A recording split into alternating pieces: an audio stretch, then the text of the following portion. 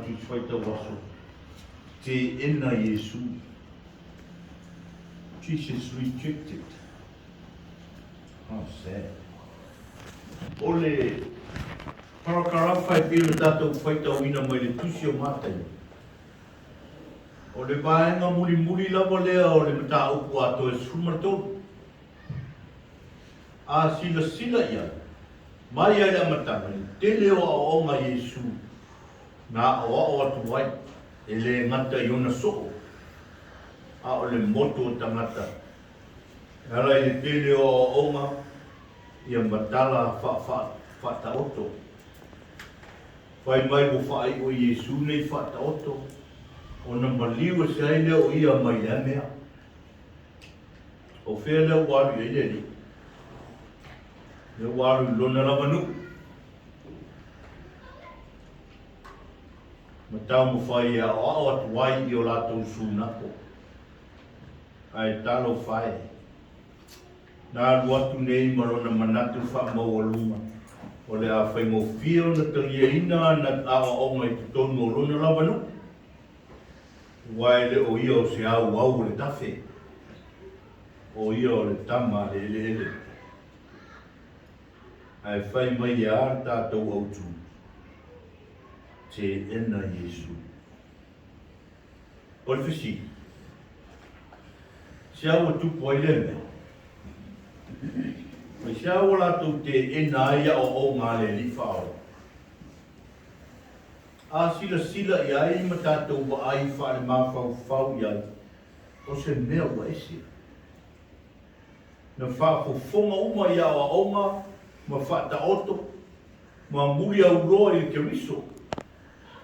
Ao leo wa toi li liu, ma tau ai maa mai i whao. Whai mele tātou matua, e leo le atari i ele nei o tufuma. E leo Maria e ale i ngoro na tina, o na uso fo i o Iakoko i o Sefa Simona Maiuta. E leo ia te tātou e au na tū whawhine uma. O whea na baua ai e le nei tamata nei mea uma. O na lātou tau suai ai lea i hate ia. O le isi tū le te ena ai o Yesu. I le teimi a oa o atu Yesu i whata oto. O lewa na ti ngā ma o ono le au wharasai o mara utu siupu. O na nisi whata oto Yesu. O loo whana sao lawa ia i lātou nā. Le au whiari o tonu. O lona winga. O le auma o nei whete na ima. O loto ina a leanga. Ma ele lea i le li whaola. O i u leo nā. Lea o whaanongo ina i tutonu o lona ravanu. O ai ia. O sau wai mo whai mai whapea.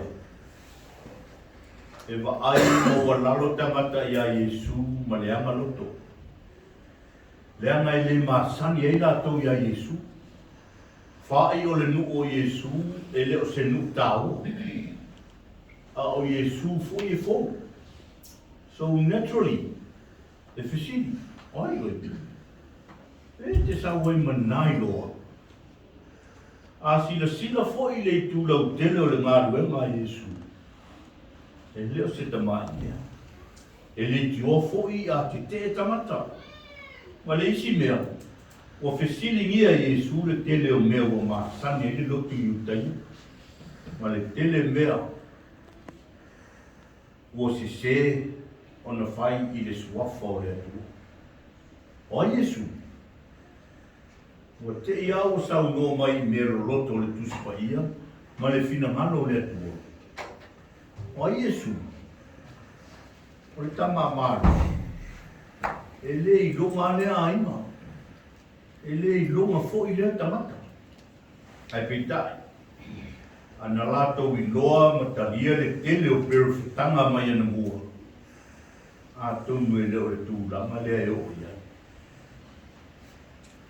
Ai pe lato te ilofo, e te tea, lea ngai le anga o lato loto. O le teimi lava na pa ua i leo i tangata.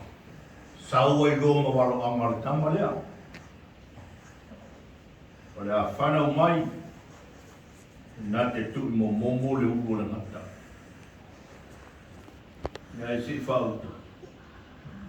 Le whainga le whai ia i rona lava nuku maona rautanga.